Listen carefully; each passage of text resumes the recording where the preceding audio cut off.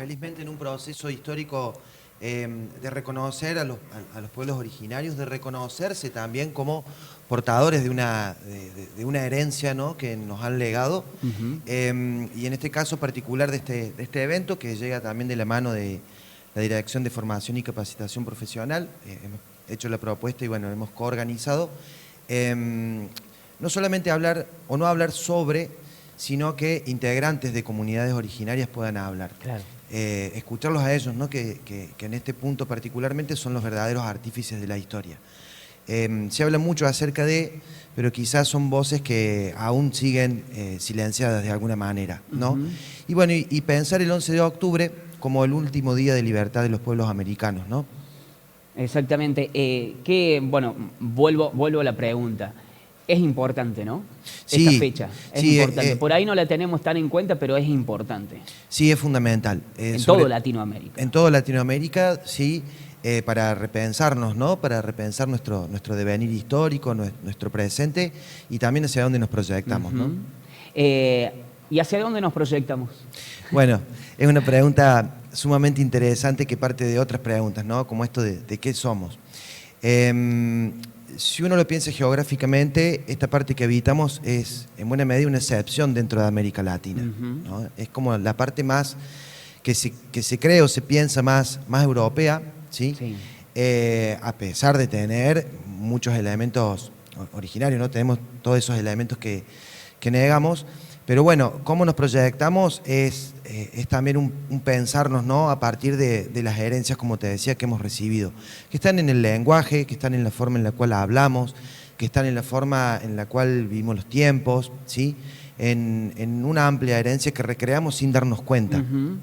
Y con este paso del tiempo, desde ese momento de que fue el último día, ese 11 de octubre, a esta parte, los pueblos originarios han seguido su lucha y para preservar sobre todo las tierras, los lugares donde están habitando en toda Latinoamérica. ¿Qué tan importantes son los pueblos originarios o qué tanta importancia le damos nosotros a los pueblos originarios aquí en Argentina?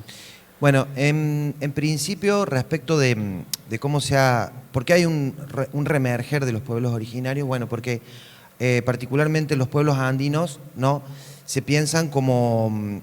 piensan en ciclos de 500 años, ¿no? 500 años buenos y 500 años de adormecimiento, digamos, que son los que concluyen en 1994, si se quiere, y hay un reconocerse. De hecho, muchos integrantes de comunidades originarias, ¿no?, se niegan o se han negado desde ese lugar, lo cual también es lógico, ¿no? ¿Quién quiere estar en el lugar del vejado, del negado, del humillado, ¿no? Entonces, como te digo, es un poco lógico. ¿Cómo vemos a los pueblos originarios? Bueno, habría tanto por decir, ¿no? Hay una mirada folclorizada, estrictamente, ¿no? Es decir, los despojamos de un montón de otras cuestiones que tienen que ver con lo cultural en sí, con otros modelos económicos, con otros vínculos sociales, ¿sí? Hay una mirada, como te digo, folclorizada, y también hay miradas que quizás no hacen justicia en cuanto a pensarlos como del pasado, ¿no? Los pueblos originarios vivían estaban ¿sí? Cuando son una presencia ineludible e innegable, ¿no? Sí.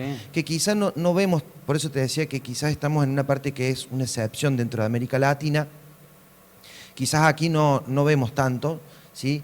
Pero que sí están más que presentes en otras partes, en cualquier otra parte del continente. Y geográficamente, aquí en Argentina, ¿dónde se ubican ellos? O sea, ¿en el sur, en el norte? Bueno, podemos pensarlos en el sur, en los dos norte, digamos, noreste y noroeste. Son podríamos decir, las tres grandes familias que tienen que ver a su vez con familias lingüísticas, ¿no? El pueblo quichua, el pueblo guaraní y el pueblo mapuche, ¿no?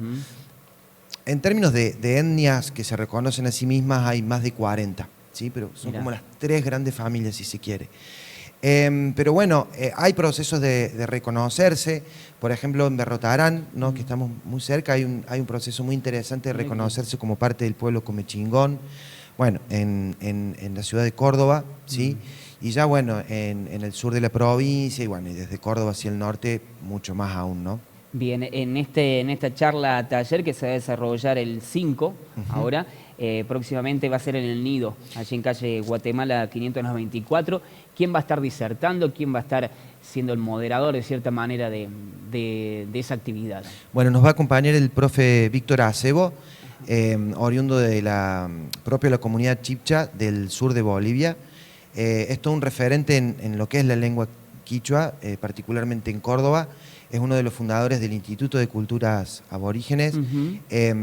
Fue su director, educador popular. Tuvimos la suerte hace algunos años de que nos propiciaron un taller de quichua en nuestro espacio, en Cumantahuasi. Y ahora nos va a visitar con esta charla, con este compartir, que tiene también su parte de taller. Así que todos invitados para el jueves 7:30 de la tarde en el Nido, con certificación de la Universidad Popular. Mirá que tienen ese respaldo. Sí. Veo que está destinado a directivos, docentes y el público en general, pero tomo la figura del directivo y del docente. ¿Cómo se y siendo docente vos también, profesor, ¿cómo se trabaja en el aula y cómo se llega a los adolescentes, a los estudiantes con este tipo de temática, con este tipo de historia también? Bueno, ¿cómo se aborda? La respuesta va a ser un poco personal, Bien, ¿no?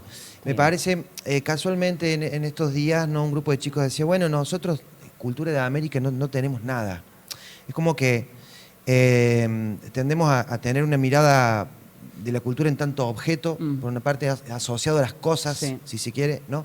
Y quizás no nos podemos ver en un montón de elementos que tenemos de los pueblos originarios. Por ejemplo, la forma en la cual hablamos, ¿no? Los cordobeses que estiramos la sílaba anterior a la acentuada, es la forma en la cual se hablaba el camiare, ¿no? El cordobés, digamos, ¿no? Y eso está más allá de todos estos procesos globalizatorios a partir de la comunicación, cuando vemos un niño, por ejemplo, ¿no? Que habla como mexicano por estos dibujitos doblados y demás, pero en algún momento este elemento que los lingüistas llaman la venganza del indio se expresa en nosotros, ¿no? Volvemos a ese hablar, ¿sí? Más allá de este español neutro y todas esas cosas, ¿no? Son elementos que recreamos permanentemente sin ser conscientes. Cantidad de palabras que usamos todos los días, ¿no? Cancha, pupo, chinchulín, laucha, vincha, y podríamos mencionar un sinnúmero de términos, ¿no? que recreamos. Entonces, ¿cómo abordarlo? Particularmente me parece que en ese encontrar todos esos elementos que tenemos. Hay una serie de estudios, la cultura no tiene que ver en sí con lo biológico, ¿no? Pero es un elemento importante. Claro. Hay algunos estudios genéticos que indican que alrededor del 80% de nuestra genética tiene que ver con los pueblos originarios. ¿El 80%? Sí, algunos dicen incluso un poco más. Mirá. Lo cual es muchísimo. Es decir, tenemos elementos lingüísticos, biológicos, gastronómicos, en cuanto a la concepción y a la vivencia de los tiempos, ¿no? Por ejemplo, vos te imaginás a un alemán un sábado a la tarde, supongamos, sacando su reposera en Múnich para ver que el tiempo pase simplemente, lentamente. Eso es un elemento propio a nuestro continente, ¿no? A la vivencia del tiempo, como te decía, de las comunidades que en algún momento fuimos, ¿no? Y continuando con este tema en el aula, dentro del aula, ¿crees que falta un poco incentivar a volver a nuestras raíces, a esto, a conocer datos que yo tampoco desconocía en cuanto a ese porcentaje, por ejemplo, volver a hacer foco en la verdadera historia? Seguramente. Y no vivir tanto el presente, sino el presente vivirlo en base a lo que fuimos, a lo que fueron nuestros antecesores. Seguramente hay mucho por revisar, reconocernos ya o reconocer que no es el Día de la Raza, ¿no? Sino que es el Día de la Diversidad Cultural. Eso ya es un gran paso. Después seguramente hay que, a partir de ahí revisar toda la historia. Seguramente hay que pensarla en un narrarlo desde nuestros propios intereses, ¿no? Seguimos teniendo una historia, no estoy hablando de la práctica concreta de docentes, ¿no? Sino como concepto general tenemos todavía una historia eurocentrada, ¿no? Revisar la historia, renarrarla y también desfolclorizar de pronto la mirada, como te decía, respecto de los pueblos originarios. También muchas veces se los representa no solamente como algo pasado, sino con con elementos que no tienen nada que ver con nuestros pueblos. Los imaginemos con plumas, Sí. con arco y flecha, nos sorprendemos, ¿no? Vamos a Jujuy, supongamos, y ¿cómo puede ser que usen un teléfono celular? Como si eso no fuese propio. Claro.